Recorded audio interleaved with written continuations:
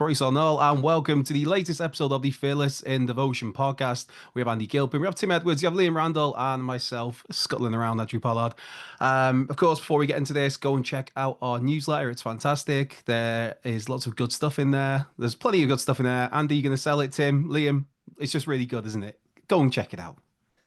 Buy it, buy it, buy it. There's loads of good things in there. There's loads There of we are. bits of information that we can't share on here, just in case anybody would sue us. So yeah, go and check it out. It's good stuff.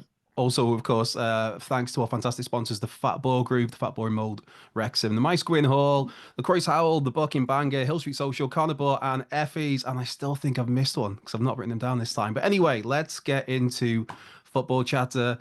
And let's get into Stockport. It wasn't great.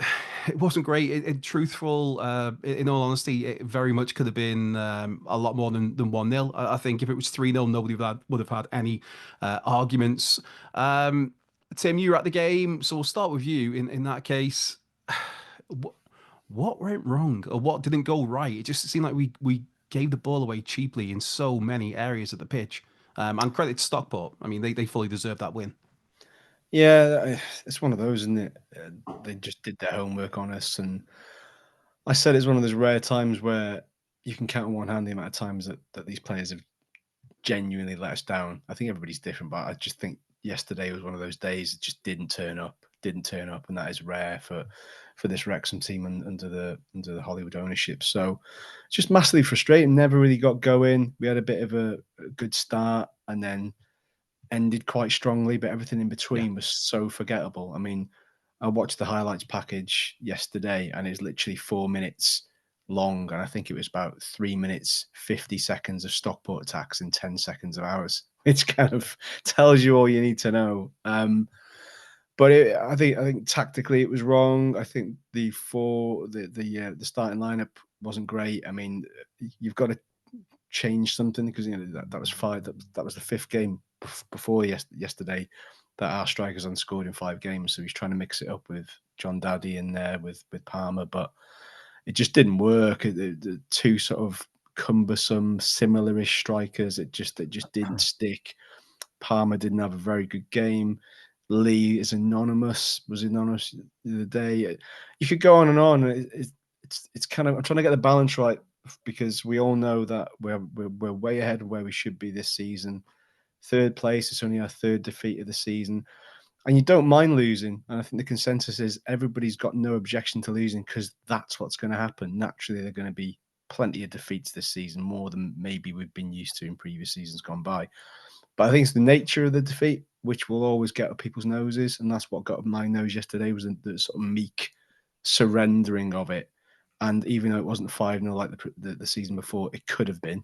It could have easily been 5-0. It was just, we were all over the place. And for whatever reason, we just don't seem to step up to the plate when we go there these days. And just not very good. Not a very good day at the office in any way, shape or form. And not many, if any, of those outfield players can cover themselves in glory, to be perfectly honest. Yeah, I did think with John Daddy, I thought there were moments where you can tell there's a touch and composure and awareness to him, but obviously he's very much getting up to speed. Second half, we were a lot better, but it was a very low bar, and it wasn't great the second half. But first half was just, there was, especially probably the last 15, 20 minutes of the half, we struggled to get out of our half. It was just all Stockport, and credit to him. But I mean, Tom O'Connor, who's been so good for us, just giving the ball away a lot. Judge Dobson gave the ball away a lot. Elliot Lee gave the ball away. It's something you can say about pretty much everybody in the team. One person, though, who did come out of that game with a lot of credit is Cam Burton in goal. Andy, obviously, Arthur Okonkwo, we had news in the week that he's out for 6 weeks at least with a broken wrist. But based on that Stockport game, the performance from Burton, we're in, no pun intended, pretty safe hands for those that period. Hey, roll those eyes. Lovely segue. He seemed good. He seemed decent. I mean, Plymouth fans rated him, said he was quite integral to them going up from League One. So we knew we were buying in no mug. Look, it's easy to sit here and criticise, and I often like to take the easy way out. So let's criticise. I don't think he got the team right at all. I think you're up against a young, energetic Stockport team who run, who will make a lot of runs and have a bit of pace about them. And we played 2 target men. I don't know what we were trying to do. Were we trying to bully their centre halves, which is fair enough. But You then got your centre halves going back to bad old Parky ball, as it were. Which I know is a phrase that is bandied about every time we lose as something to a stick to beat Phil Parkinson with, because at the end of the day he's done fantastically for us. There's still question marks about the style of play, especially away from home. I think yesterday was back to the bad old days of an away performance where our centre halves tried to lump it forward to two big centre forwards, which is fine, but they were nowhere near each other. So even if Palmer did manage to win a flick on, but Varson was nowhere near him, and so the ball just kept coming back. And I lost count of the amount of times their centre half was it. What's his name? Hawthorne or something. But anyway, he just headed back everything, and it was just coming right back onto us, and that put a lot more pressure on midfield, who couldn't really get into it. Dobson was living off scraps, and what he did have, he didn't do well with. Let's be honest. I'm going to be absolutely honest. I think he should have played Mullin. I think Mullin should have started. I think Mullin occupies the centre half in a different way than two big men, and I think he'd have been a bit more canny. And at the end of the day, I'd rather have Mullin not scoring than the Icelandic fella. If someone's not going to score up front, you might as well be. I mean, he did have an overhead kick attempt. There was that in the first that like was 2 minutes of the nowhere game near, mate. where Nowhere near. that was the That's peak. what we do. Come on, that's what we do. We go away from home and we really start well, and we try and get that goal that we can hold on to. We didn't get it yesterday, and you just knew that pressure would build on us, and eventually they would take the lead. Like, they took the lead for a fantastic goal, which not many people in League One can score. But it wasn't just that, was it? Burton kept us in it. He made some pretty smart saves. He was a lot busier than he should have been. And he's the guy who kept the score down yesterday. But as Tim says, look, we are overachieving. And I think we have to we all said that we'd like to be 7th or 8th. We thought that was a natural position in League One. 12, Yeah, well, well, how does that work, mate? You keep saying we're going to win 3-0 and we're going to finish 12th. Yeah, exactly. That's the dual personalities of myself. Like, yeah, we're going to be comfortably mid-table, so it means we have to average out, but we're going to smash everyone 3-0 every single week. But we are above where we thought we were going to be. Look, I think we will get in the playoffs. I really do. I think what will happen is we'll be there or thereabouts in January, and I think he will go back in and get money for another striker. But it's mad that we're still saying that we need another striker. Yeah. We're about 7 strikers in. I mean, it's like a double-decker bus full of strikers. We still haven't cracked that, and it was something that we should have cracked in the summer. Sorry, I've been banging on for ages, Liam. Yeah, Liam, one thing I want to touch on with yourself, were you a bit surprised to see Dan Scarr go off? Because I thought he was having, compared to the players on the pitch, I thought he was having an okay game. And when we made that big triple substitution, it's like, oh, they've taken Dan Scarr off for Owen O'Connell, which I didn't expect to see Owen O'Connell coming on at that point in the game. I'm going to go ahead and say I actually fully understood it, because what it did is when Owen O'Connell, in our system, I feel like you need a mobile centre-back right bang in the middle. And what it did is Owen O'Connell carries the ball forward really well, and it just pushes us that few yards extra up the pitch. And lo and behold, we were on the front foot more than we had been for the rest of the game. And the only concerning thing for me is as much as we played better, we did only really create the one clear-cut chance, which was Elliot Lee's header, which I just think you've got to get that on target. It was a free header. He's got to get it on target at the very least. But the other thing I noticed as well is when our best attacking moves, away from home and at home, come sort of counter-attack, really quick passing, really fast. And it got to that stage to a point, but then I just felt there was a couple of times where one or two players slowed the ball down a little bit, and then you sort of lose the impetus then, and they're able to regroup. And, they dealt with things quite well defensively. So I think, the O'Connell substitution made perfect sense to me. And I also think the likes of, I think Rathbone's knocking at the door at the minute for a play, because, when he comes on, he plays really well. So I think there's a case to be made for, I won't jump ahead too far, but, there's a few players whose performances when they do come on the pitch, they're making a case. I think O'Connell, the one risk he does have is sometimes he's just got that one mistake in him which could prove costly, and it was thanks to Burton that it wasn't ultimately. But I think the positives outweigh the negatives with him for me. Yeah, Nobody dictated play, did they, at all yesterday from our perspective? And no. One thing that really got on my nerves, and you might have all been the same, when they had 2 players in the book after maybe the first 10 minutes and 3 in the book after 20, I'm rubbing my hands thinking, one of these has got to go, because their discipline was all over the shop early doors. Why didn't we seize that opportunity? Yeah, I mean, I don't see it in the game in such a sort of way that a lot of other people do from an analytical and tactical point of view. But I'm guessing Challen is reacting to that in one sense or another. But we just took our foot off the gas massively. You know, I just think at that point you're thinking, well, just keep the foot on the gas a little bit. Let's really get into them. Let's get one of their players off, and then let's see if it pans out. We just completely not fell apart, but fell away from it. And I just, even the body language of some of the players for me was a little bit, I don't know, off, really off.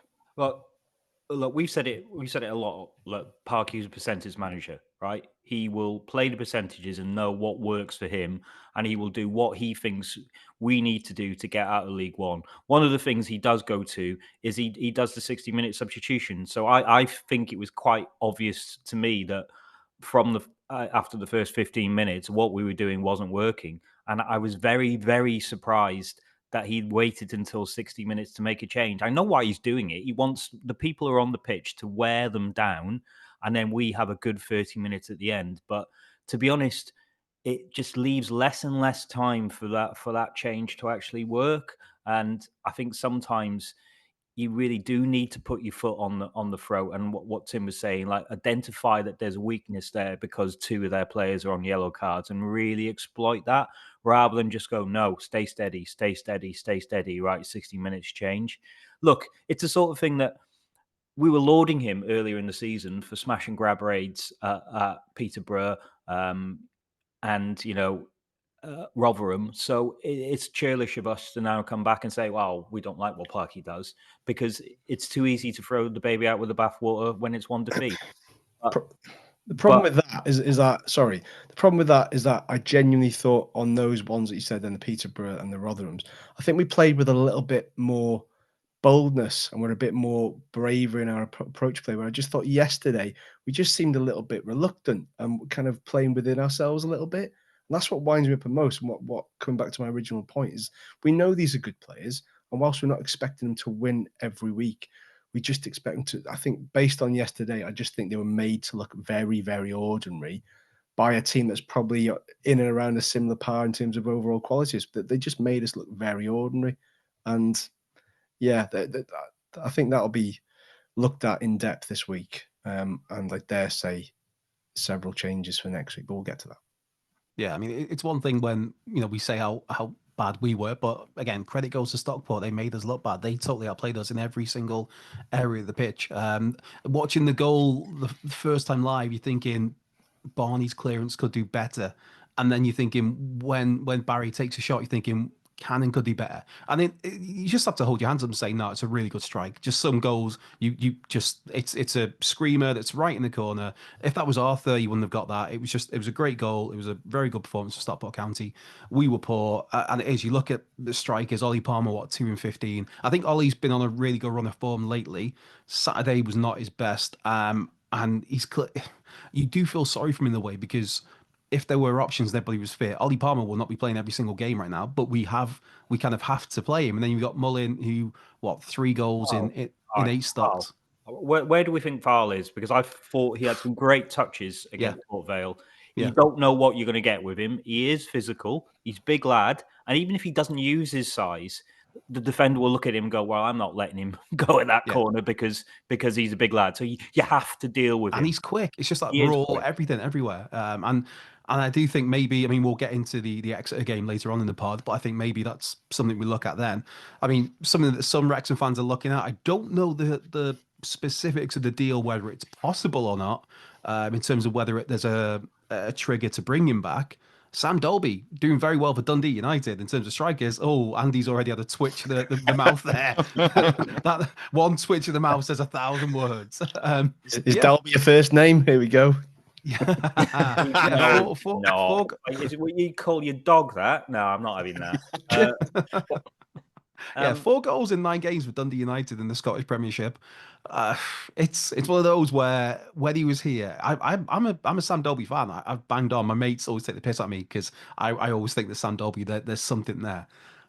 It's that kind of thing now of like, you don't know what you've got to it's gone where, I mean, it's just happenstance that it's just we're doing very poorly up front and struggling to score goals with our strikers. And he, at the same time, coincidentally, is doing very well for Dundee United in the Scottish Premiership. So I don't know if there is an option to bring him back in January, but if there was, we'll go with you, Andy, because you seem very, well, I don't know the word I'm looking for in this one, but yeah, if there was the option to bring it back in January, would you trigger that right now? No, I wouldn't.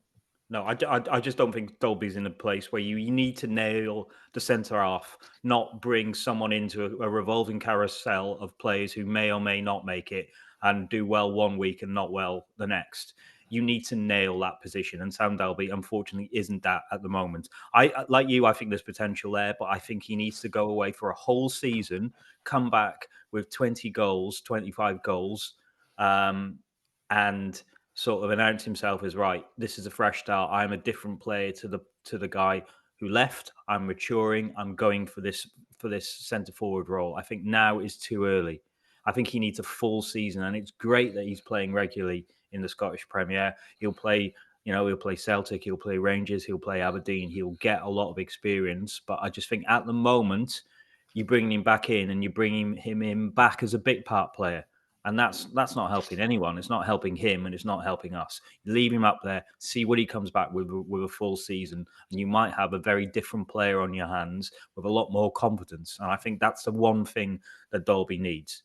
He's got all the attributes to be a top striker. He hasn't put it together because he hasn't been able to build a confidence in the bit parts that we've been giving him. So I think it would be a mistake to bring him back. So, Liam, to move over to you, a bit more slightly serious topic, and do we bring back Golda Mateo and Chris Sang?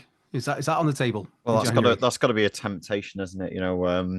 There was that period where Keats thought he was going to get a bucket load of money, and the next minute, sorry about that, Dean. But if you just want to go and look around although saying that, I mean, not in the sense that he was decent enough for us, but Mateo seems to have done all right around the sort of National League North-South level. But Sang, oh God! What did he sing? There is a more serious point to be made though around. Like I think Parkinson's got so much credit in the bank, but when you look at his record with strikers, you think Mullin obviously massive hit, but slightly not. I don't want to say obvious choice but do you know what I mean? He was a clear player that you would go out and get based on what he did for Cambridge that season before. Ollie Palmer, massive success when he came in. But then you start looking at others, and I think you look like Billy Waters. Yeah, Billy Waters. There's just a few that just make you.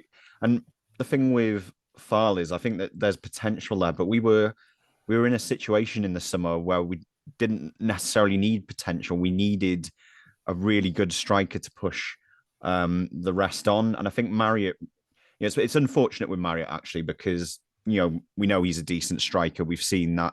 And I think he would have probably carried on scoring for us if he hadn't got injured. But it's just, you look at what we've got in backup, and I'm not sure, like Andy said, that bringing this revolving door of strikers who aren't quite good enough for our first team is really the best option. Yeah, I think though, to be fair, I know it's easy to dump on Billy Waters because it just didn't happen at all. But then you look at it and you think that he wasn't brought in as a starting striker. That was somebody who was brought in just basically to cover bodies in case somebody went down. There's an option there, so it's that tricky one. If you obviously can't bring in somebody, 3-year deal, and Andrew, there is that. Yeah, there's a 3-year deal. That's the bit that is baffling. The bringing them in, I get it. When it's a body there, in case of emergency break glass, everybody's injured. Here's Billy Waters, who is a capable footballer who might do okay. Yeah, the 3-year deal. You've done me there like a kipper. So we will move on swiftly. Now we'll move on to Randall's roundup. What have you got for us daily, Randall? And plug your material. Where can people find you? Hey, they can now find me on. I heard there's this utopian new social media place called Blue Sky, where everyone's lovely and no one calls me. What did someone call me once? A blue check libtard. Yeah, I haven't been called that on Blue Sky yet. So wait till I get on there later tonight. I'm currently writing that in a post. So if you all go to Liam J Randall on Blue Sky and all call me that at once, that would make me feel really at home. I'm staying on Twitter, so I'll still be there under that moniker as well. In terms of news that we've had this week, there's been a fair bit of sort of Wrexham FC and Deadpool and Wolverine crossover because it's been released on Disney Plus this week. So if you haven't watched it yet, make sure you do. There was quite a funny clip that Ryan Reynolds, it was a deleted scene. I don't think Mulls actually had a line, did he, in Deadpool and Wolverine, the final cut? But in this one, he used some very colourful language towards pretty Deadpool. sure it's exactly what he said to the linesman when he first came on the weekend. Within about 2 minutes, he was calling the linesman all sorts. Well, I was thinking, how much would you love to be able to shout that at your boss with no comeuppance whatsoever? So that clip's well worth a watch. I won't use the exact language, but he called him a naughty biscuit, I think was the exact words. There was also a nice little promo. If you go into the turf, I popped in for a midweek pint just to get a look at. There's a stained glass window, actually quite smart. Deadpool and Wolverine artwork. There's a good promo video involving Mullin turning up at the turf, expecting to see Welsh Pool on this window, but when Wayne unveils it, he's not on it, and then he can't get hold of Ryan. So yeah, I've done a couple of bits on those. I think something on the sort of more businessy side I thought was interesting was Charlton's co-owner, Charlie Methven, who was at Sunderland quite famously. I think he was a bit of a character of ridicule on Sunderland Till I Die, if I remember rightly. But he was talking about the recent game when we went there and how heavily they actually targeted sort of Wrexham international fans, casual fans, or people who've just watched the documentary and have got an interest in Wrexham. It sort of explains why their attendance went up from an average of 15,000 to 25. So yeah, it was the weirdest part about it though was he was saying they all these marketing things targeting people coming into City of London Airport. And then he's like, yeah, we had this many thousand casual Wrexham fans, I'm assuming in the home end from this. And then at the end of it, he goes, yeah, but Wrexham still don't really have a big fan base. You what? So you've just increased your gate by 5 figures, and you don't think we got a big fan base off it? But I thought, I mean, a fair play to them for actually going to those lengths, and I dare say it's just good business sense, isn't it? But the one thought I had is, well, are any of those people going to come back? Like they'll have that one big payday. Would you not be better off giving it to tickets to school kids in the local area or something like that, just to try and create another generation? But that's just my little thought on that. Also, I've done a piece on Wrexham's current value is something that people have asked me about quite a lot in the couple of weeks since I've started this role. I've spoken to Kieran Maguire, football finance expert, about it, and he says it's basically, trying to pick an exact figure is a pretty impossible task. Sean Harvey gave that 9 million figure, I think, around March time, but that was before promotion. That was before a number of different things that have had developments since then in terms of investment. Kieran didn't really want to put an exact figure on it, but he was saying if you did make any sale, it would be contingent for him on Rob and Ryan staying involved in some capacity. Because that their brand is essentially bigger than ours, and I can't really disagree with that. He said, if they were involved, he thinks you could potentially get somewhere in the region of 20 to 30 million, somewhere like that. It's all very, notional, but just trying to get my head around where we are, because Reading's a good example. Probably you'd say bigger club, definitely in terms of stadium and where they played traditionally. I think their asking price at the minute is 30 million. So if you're looking just down the scale, I think lower end of the sort of 20s is probably not actually far off, and it's blows my mind a bit when you start thinking about, figures like that, but it gives you a good sense of just how far we've come on that. I tell you what, that price would go a hell of a lot up once this COP is built. Yeah. That's a tangible asset, isn't it? Yeah, that's another thing he said is, there's a lot of investment needed in the infrastructure at the moment, which is why, he's not taking that figure higher. But like you say, I think once you get the COP built again, or a training ground as well, that's another case in point, isn't it? There's or just the simple things like the loos in the ale stand, which is just I mean, I've not been there for several years, but just stuff like that where it's like it's so antiquated, or the loos in the tech end. Although I do remember, speaking of toilet talk, is it last season when the loos in the Mow Road stand flooded, and it was just like walk into the concourse at half time, it's just like this stream of stuff. Like, okay, there we are. This is great. And it's like, no, it's closed. Like, no, I'll take my chances and wade in the How much water. How much would we be valued if we had good working toilets? You got to ask yourself that. Yeah, good working toilets. Yeah, good working toilets, and those fellas with like the Ghostbusters backpack serving beers walking around. That's what people want. Give the people what they want. And beverage holders at your seat. Oh, don't even. Anything else on the Randall roundup or?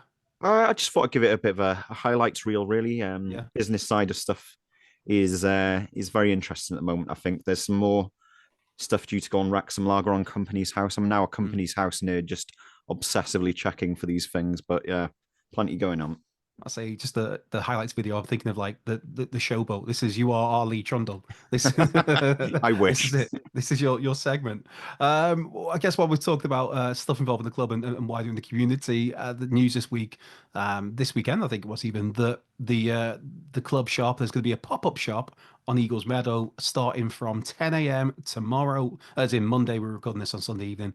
The first 15 customers get a free goodie bag. I mean, I do literally live a 5-minute walk from Eagles Meadow, so who knows? But it's worth adding that if anyone's getting excited about, like, right, let's go down there and buy some kits. From reading the news about it, they're not selling the adult kits at the pop-up shop. That's still remaining at the main club shop at the racecourse. I've got a quote here actually. The aim for the pop-up is to complement the club shop. There's going to be clothing on sale, including junior kits, training wear, leisure items, big discounts available.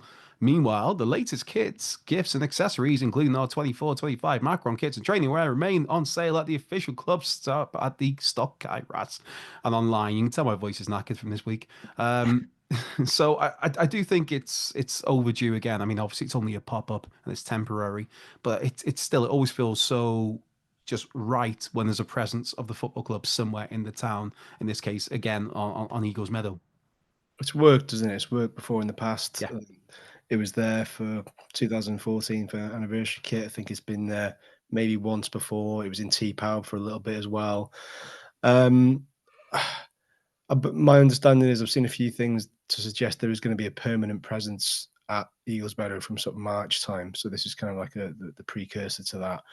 The only thing I would think about it is they're just operating it on a Monday to Friday basis. And when you've got 13,000 fans coming in on a weekend, I would like to think it makes sense to maybe have it open on a Saturday morning, 9 till 1 or something, and then close it for the hours of the match. It would make more sense for the sake of 4 hours, because not everybody is able to get to the club shop, especially now they've closed that part of the car park off. So yeah, maybe that's something they'll look at. But yeah, it's definitely good to have it in what has essentially become a slightly dormant part of town over the years. So it'd be good to drive a bit more footfall that way. Yeah, it's grim these days. They're going to have their offices there, aren't they? Eventually, that's Where? the long-term thing. In Eagles Meadow. Yeah. Oh, you see, now I'm all part of this campaign to get the city centre moved back to the traditional part of town. You see, so yeah, but no, I think it does make good sense. We had it. I've got a feeling we had it around the time of the FA Trophy final as well. We had one there. Yeah. I can imagine. Yeah, the commercial manager at the time would have seen that as a Cookie, yeah. Steve Cook. Yeah, I remember going and getting Brian Flynn's book. I just realised that's right next to me. They were selling copies of that down at, when it was a pop-up shop, signed copies as well. By the magic, say the magic little man, that's Biggie Thomas. But the Little Wonder, as it is on there, from Leon Barton, excellent read. Just as a recommendation there. You don't need that though. You've sort of heard that story in person now, haven't you? I've heard a few Flynn stories. Yes, yes. Yeah.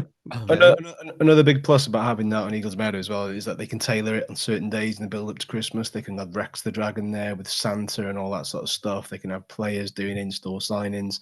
So you would imagine if they've got any sort of sense, they'll mix that up a little bit just to drive more people to it, so it just doesn't become like a sort of sail rail kind of pop up, So we'll see what happens with it. But just great to have it back there, really. Yeah, I think when I read the press release on it, it did kind of scream to me sail rail place. So yeah, but like you said, Tim, there's so much potential to do so much more, even if it is just for this, this relatively short period of what would be, I'd imagine, 6 weeks tops. Yeah, there's a lot of potential there. Right, speaking of a lot of potential, and a team who are getting their foot back on winning ways, continued again today. Wrexham ladies, Wrexham women, smashing 10-0 away win at Felin Helly in the Butte Energy Welsh Cup. Now it was 2-0 up at half time, and then they just went out and smashed it, girls. Another 8 goals in the second half. Ava Suckley got a hat trick. She got the first goal and the last goal, which is quite nice there. Katie Sharp got 2, Rosie Hughes got 2, Brooke Cairns, Rebecca Pritchard, and Amber Lightfoot. Big win, and it just continues a little bit of momentum because they've got a really big game next weekend, next Sunday, 2:00 away at TNS, which to me, TNS is a dirty word. It's not even a dirty word, it's a dirty 3 letters. It just, yeah. Flansands fried, fair enough. TNS, in the bin. But yeah, so big game next weekend. Andy, how will this be much of you think, a bit of a momentum builder? You'd hope so, yeah. When does the league split? That will be around about Christmas time, will it? Or is it just towards the end? I believe so, yeah. I think they'll be hard pushed to get themselves in the top 4 with the start they've had, but good luck to them. And we talk about wins every week now, don't we? We were talking about losses and what they could do, but now we're talking about wins and how much they've done it by. So yeah, good luck to them. Yeah, and like I said, TNS are second at the moment, but we're only 5 points behind TNS. So a win next weekend would be a massive, massive step in the right direction. Liam, you got some positive vibes on the Wrexham women at the moment. Yeah, I was following most of it on Twitter, and the goals just kept, particularly second half. It's only got to boost their confidence though for the league. So fingers crossed. Yeah, it seemed like a nice chance as well to maybe rest a few players and just change things around a bit, and then to go and get a 10-0. I mean, it's one of them where obviously the opposition isn't quite the top standard, but it's one of them where, I mean, if you go and win 10-0 in any environment against any opposition, Tim, that's a big boost for you. Sorry, I was preoccupied when you said a dirty 3-letter word. I've been trying to think of dirty 3-letter words ever since you said that, and I'm struggling. So I've been slightly sidetracked. So yeah, sorry. Can you think of any? I can't think of any. I can, but I don't want to get I don't want to get us in trouble on YouTube or in the comments. So I'll keep those to myself. Yeah, but no, I echo what everybody else has said. I think they kind of lulled us into a false sense of security. I know that the cup competitions offer them a little bit more cannon fodder, so to speak, in terms of some of the opposition they're facing, but goals and wins breed confidence, so it can only bode well for them going into the big game next week against that team that shall not be mentioned. Yeah, again, that massive game. Speaking of big games, and sticking with you, Tim, as well. Obviously, over the weekend, Turkey 0, Wales 0. I thought it was a very good point that I probably would have taken before the kickoff. What did you make of the game? And I guess to come to all three of you, obviously a big talking point is a penalty that Turkey got in the 89th minute, which they hit the post and went wide. So yeah, how are we feeling after that result? Good. I mean, I managed to catch most of it because we were driving back from Stockport at the time. Excuse me. So managed to catch most of it on the phone. And I just think, again, we just look composed in like a bear pit atmosphere as well. Lesser teams, and certainly Welsh teams of the past would have crumbled in that heat, in that sort of level of confrontation, and we all know Turkish fans are very, very vocal. And Bellamy said that it was a privilege to play there in that atmosphere. So I just think we're building. He's the first manager to go 5 games as Wales manager unbeaten. That is a massive, massive platform, and it's not just the results. I think it's the nature of those results. We should be sitting on 3 wins really. We were unlucky with the sort of a last minute Iceland thing, the way we sort of let that slip from our grasp. So I just think it's an exciting time to be a Wales fan again. It dipped off with the whole stuff with Page, and maybe there wasn't any direction or a lack of identity. And he's got some of these players playing at their absolute potential, and he's probably got others that are playing beyond their potential. If I'm honest, the kind of the Cal Darlows of the world who didn't initially want to play for us,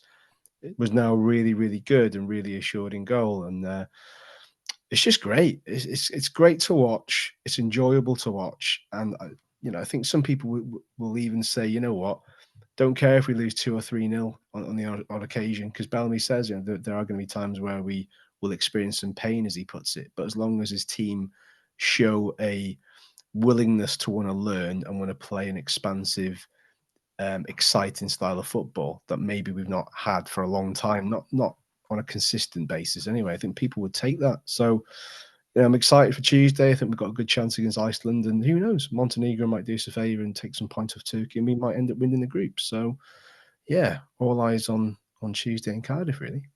Yeah, I liked with Bellas after the game. He did an interview and he talked about how, because obviously we all know he's, as a player and clearly as a coach these days, high standards. That's Craig Bellamy, the highest of high standards. And afterwards he seems to have a really nice balance of optimism and also realism, where he talked about he wants to dominate everything against everybody, and then he kind of caught himself and went like, but Turkey are a really good team, and we can't dominate everything against a team like this. I mean, they're only 3 points ahead of us in the rankings. We're 29th, they're 26, but they did get to the quarterfinals of Euro 2022, where we've not exactly been so successful the last few tournaments, should we say. Liam, we'll come to you on the penalty that Turkey did get at the end. Was that a pen for you? I felt like it was quite tight for such like a last minute call and everything like that. I sort of had hopes of VAR overturning it, but I think it would have been very cruel if we'd lost that one, because as a self-confessed sort of more casual fan of Wales, under Bellamy, I've been watching a lot more, and it's purely because it's actually the games are enjoyable to watch.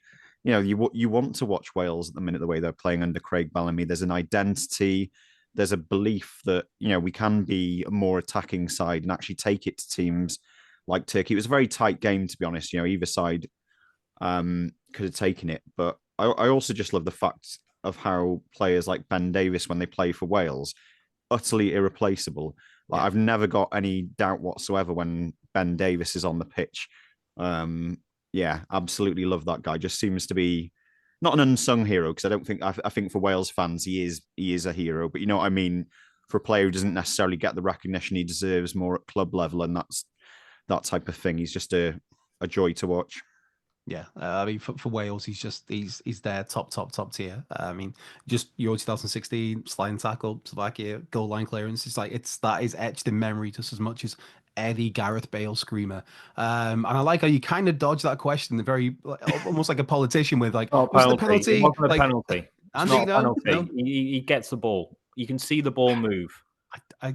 Yeah, I agree. I think it's just the angle. I think it's the angle that gives that referee the decision to make, because he's kind of like the other side of him. The referee's thinking he's come in at the wrong angle and taken he hasn't the ball, and he hasn't. So, yeah, weird how VAR wasn't done with that, but yeah, one of those. I mean, for me, it's my normal head of football is like, that's never a pen. My head of like, oh, this is modern football, it's probably a pen. But and Andy, we got Iceland on Tuesday at home. Tim mentioned how we drew 2-2 away with them, and we kind of the draw was in the death. But to be fair, that was one of the most the classic games of two halves I've seen in a long time, where first half we were great, we were flying, especially that first half hour. Second half, fair play to Iceland, they absolutely battered us. What are you thinking for Tuesday, Andy? I think we'll win. I think the Cardiff atmosphere will be the difference this time. And I think it will be more comfortable. And I think the good thing about Bellamy is I think he'll learn from that, from the two each, and he'll drill into the plays. We do not do that again. So, yeah, I think it's only an upward movement at the moment for Bellamy and Wales, and that's great to see because it's great to have a strong Wrexham and a strong Wales, isn't it? So what dreams are made of. All right. Jeez, I'm going to start choking up here in a second. Bringing a tear to my glass eye. We will fight them on the beaches. Andy Gilpin leading the charge, big fist in the air, ship, Joey yeah. Jones style. Yeah, love it. Love it. Nice when Wales do well and Wrexham do well. Of Yes. course it is. Yeah, it is. It is. It really is. Not the most controversial thing I've ever said. Oh, captain, my captain. Tim, Liam, anything to add from you two for the Iceland game on Tuesday? I just hope, like, you know, I get to my seat and John Daddy Bodvarsson is sat in front of me. That'd be great. That'd be lovely. You could stroke his hair. Yeah, he's got great hair, that boy. Great hair. But yeah, I think, yeah, well, I'm sure we'll come to predictions in a minute, but I'd like to see him start with Mullin against Exeter, but we'll come to that. I think you will. I don't think you can start with those two again. I think that's a failed experiment. I just think he's quicker than Palmer. Like he's got an engine on him. John Daddy's got an engine. He can shift when he wants to, you know. So how good is he in the air though? Because you do need Palmer to bring the ball down and give it to other players. You need him to jump. His role. He's not a goal scorer anymore. He's our foil. Yeah, you need him to jump. To do that. He didn't jump. We got some stick last week on the comments to say that I can't believe you said Palmer's playing a different role now. He's got like 1 goal in 70 appearances. How dare you say he changed his role? Changed his role from a striker to a non-scoring striker. It's like, oh yeah. He's taking up the Ian Rush role. But we've got the Exeter preview is right there. Just to go back to Liam, anything you want to add about Wales and Iceland, or we just cracking on with Exeter? Other than the fact that I'm just looking forward to it as a spectacle once again is for me, you know, plus nothing dramatic other than that. But I'm actually looking forward to watching Wales, which wasn't always the case under Page, unfortunately. Yeah. Now we'll go into Exeter in that case, who currently sit 9th in League One. They had a very heated game because obviously they had the early kickoff at the weekend against Lincoln, where one of their coaches was sent off, Ryan Woods, who I'm sure he might have been their captain at the time. I'm not sure. It looked like the captain's on Madon. He got sent off straight after that as well. Before that, the last game in the league was they beat Charlton 1-0 the week before, which obviously is a very, very decent result. Now I prepped these notes for an Exeter guest who was going to ask loads of questions about. Any of us know anything about Exeter? Who's their key men? Who's their danger men? What are we going to do? Place. Lovely place, though. It's Gary Caldwell's their manager, isn't he? And I think they've got Damari Mitchell, who used to play started at United. I think he was a left back. Well. Left back, see? Damari Mitchell, is that the one? No. I mean, I do know that the last time we played Exeter was, which makes me feel so old, was 21 years ago, which was in the 2003 promotion season. On the tail end of that, I think it was March-ish. We lost 1-0 away under Sir Dennis Smith. But then the game before that, the corresponding fixture, we smashed them 4-0 at the racecourse in September. Andy Morrell, friend of the pod, scored a hat-trick, and one Darren Ferguson also scored. So yeah, that's my notes on Exeter, lads. What we're doing. We did try, and then we couldn't get hold of anybody in good time. Because, no, I mean we can crack on with what changes. Andy, what changes are you thinking? Do we give Mo Farl a run out from the start? Yes. Why not? Let's put him under a bit of pressure. He's been coming on in non-important games. He might be the sort of player who needs that sort of league sort of anticipation. Rather than an empty Port Vale. Is it Vale Park? I believe so, yeah. Absolute shithole. Yeah. I mean, looking at him in that game, he's got some brilliant touches on him, by the way. Like some of the stuff he does is fantastic. And he pings it into the stand. Yeah, but it's not just that, is it? I mean, no, I get what you're saying. But his footwork, and I don't want to be a cliche, but he does have big feet, good feet for a big man. He's got big feet. He's got big feet for a big man. Andy just bust out the same frequency he did for. Are we going to go up again? Because you went, is it Vale Park? It was the same. When I'm unsure, I'm reaching for something, Tim. I've got notes on Exeter players, by the way. We'll get to that. All right. Okay. Well, yeah. Look, I think there's a couple of changes. I wonder. Look, I do think he might take Dobson out of the firing line. I like the amount of luck you threw in there, Andy. For a second, I thought we were talking to Dean Keats. I think, Matty James played really well against Port Vale, and he seems to be a guy who will knit everything together. And maybe that's what you need at the moment. Maybe he might play Dobson in a slightly different role. I know he sort of played him to the right-hand side instead of Cannon, but I think he might try and do something a little bit different there. And I think if you've got Matty James hanging on your centre half, almost demanding the ball, it means it's less likely to be launched forward, and it might mean that you've got more of a control of the game. But you know what I mean? He was that sort of player who was dropping deep and saying, right, I want the ball. Where's the ball? Yeah. And he just started a lot of our sort of movements. And I think Dobson's been brilliant for us. He really has. But I do think he's had a couple of poor games, and maybe he just needs to be taken out the firing line and then brought back in where he's got a point to prove. And I do think he should start Mullin as well. I just think Mullin worked the centre halves in a much more ergonomic way than the two lads did on Saturday. Ergonomic? Is he a work desk somewhere? I like that. No, I get what you mean. It's just whenever I hear ergonomic, it's like being in work in an office. It's like, oh, you need to have an ergonomic desk and a chair that's going to curve you back. But no, I don't think Scar was injured. I think that was tactical. I would keep the back. I would keep the same back three. I would keep Barnett. I would keep McLean. Yeah. I would maybe look to swap something in midfield. It could be Dobson. It could be Lee, because neither of them have been massively effective over the last couple of games. And then up front, I do think he needs to do something. And if it is Fowler and Mullin, why not give him a go? Yeah, it's when you mentioned that dropping deep and not just taking the balls off the centre half, but demanding the ball every time. That was Dean Keats. I mentioned him just then. That was Darren Ferguson. Yeah. And I mean, Dobson does that. He's not so much demanding it, and also almost attacking midfielder. Elliot Lee is another one who will drop really deep to get the ball for centre halves, where maybe you don't want him that far deep forward. And if James can move him forward because he's got the ball and he's looking to play an advanced pass, that he's worth it. Look, I think there's a very good player there. I was watching him quite closely against Port Vale, and I'm thinking, he could be a guy who could really change the way we play. And maybe we need that. Maybe we need that, especially away from home, where we're a bit more compact and keep the ball a little bit more. And I am fed up of seeing possession stats saying that we've only got 29-30% of the ball. Then, really and truly, you're going to win the odd game like that, but you're not going to dominate a season like that by doing it that way. One plus point as well for us, I think, as well, because it's well known that our away form is not great, but we've got 3 home games back to back, going from Exeter on the Saturday to then Lincoln, the rearranged game on the Tuesday, to then we've got a bit of a break because FA Cup that we're not in, to Barnsley at the beginning of December. So while the Stockport game, it's a blow that we've lost again on the road. We can rebuild. That's it. Rebuild at home. I'm away in New Zealand for those 2 weeks, so I'm glad I'm not missing any high-profile away games. Also, if anyone's in any Wrexham fans in Wellington or Christchurch, and you fancy a beer, just give us a shout. You can buy it. Why don't you marry New Zealand? What's New Zealand? Is it work or pleasure, Andy? You can't just leave us teasers like that. I'm going to go to the cricket. I'm going to watch the first Test match. And what's the matter with you? No, I don't like cricket.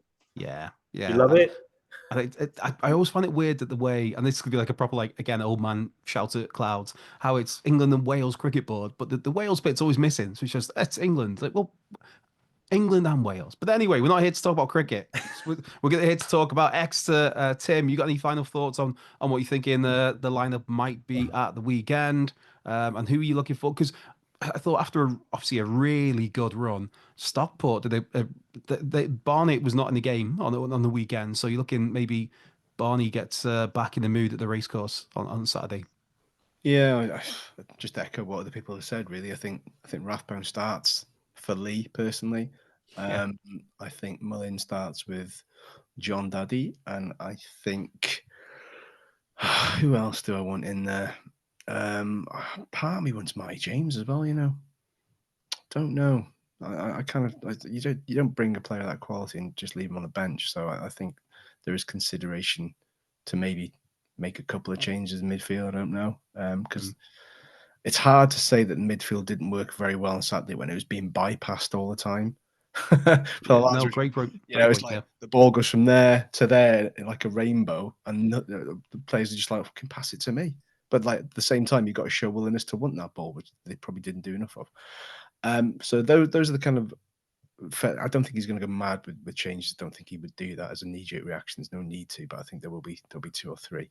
In terms of an Exeter thing, I'm just looking at their side. The right mad mix of nations. They've got a French player, Scottish, Jamaican, Surinese, a Finnish player, an Australian, a Kenyan, a Gambian, Mustafa Carriol. He's been knocking around for a long time. Irish and a load of English. So, yeah, kind of United Nations, Exeter. A couple of players that I wanted to mention. Goalkeeper Joe Whitworth, he's on loan from Crystal Palace. And if you thought Arthur Okonkwo was good prior to his injury, and all the stats would back that up. Joe Whitworth, basically, his long ball accuracy, 96%. It's got here sweeper, so I'm guessing his sweeper keeper ability, 94%. Clean sheet, 99%. High claims, 89%. Save percentage, 100%. Hold on, I'm not having this. So he's got 99% clean sheets in every game he plays. Just says 99% clean sheet. I have no Are you idea. trying to XG us? Are you Yes. the William? Don't blame me. Blame the guy from 72 cast. I just saw that. None of that makes any fucking. Well, He's conceded goals. He's clearly conceded goals. I'll tell you Yeah, what. but Liam, 99% clean sheets. Exeter He's played 100 games, or he conceded a goal in one game. I think he's had 10 clean sheets in 14. That's not 99%. That's not 99%. Don't tell me. I'm just telling you. Hang on. Statistics can prove anything. 73% of people know that. You watch him have a clean sheet now, and fucking they score a last-minute winner against us, and I'm like, I told you he was good. So, anyway, Joe Whitworth, decent goalkeeper, but not as good as Callum Burton. And you bunch of twats, it made me feel like a right game. Yeah, he's got 112%. Yeah, Callum Burton started one league game and conceded goals. He's got no clean sheets. But this son of a bitch has got 99% clean sheets. Anyway, Tim, your score prediction. Wait, there are 2 more things because I know you're a big fan of Joseph Patrick Jones. There is a player that plays for Exeter called Patrick Samuel Jones, Welsh under-21 international, born in Stockport. Just to throw that in there. I say the Ashley Williams route, but he wasn't born in Stockport, was it? He's born in Midlands. Youth career 2017 to 2019, Wrexham. What position does he play, Tim? He plays as a winger, and he's 20. What are his dribble percentages? I'm going to say 128%, give or take. Why you shout? I can't believe this. Last week you got me in trouble, now you get me into trouble with like XG stat geeks everywhere. It's all gone wrong. One more thing. The Surinese player. Where is Suriname? Where is any idea? It's not in South America, is it? Oh God. I don't know, but he's got a great name. Yannick Sonny Wildshut. So there you go. I've had a few wild shits over the years, but that's another story. Tim, your score prediction? My score prediction will be a sneaky 1-0. 1-0 win to us. Squeaky 80th minute winner from Mo Fowles' left arse cheek. Okay. Liam? Specific. 3-1, we're at home. We're at the racecourse. Ryan Barnett's cheerleaders and PG2 are going to roar him on. So I mean, PG3 is where the cool kids go, but I mean, you stick with PG2, mate. It's all right. Andy? 2-0, 2 for Mullin. He's back. Wow, okay. Well, obviously, I'm going to go 3-0, 2 for Mullin, 1 for Mo Fowles' arse cheek. There we go. Nice and simple. Right arse cheek. Left or right? Yeah. That's it. His arse cheek's got a 102% chance conversion. Yeah. Right. The XG on that cheek too. What's his arse cheek high clearance? 68, 70%. You got it. It's got a good low block on it. It's got All right, let's end this. Yeah, with Yeah.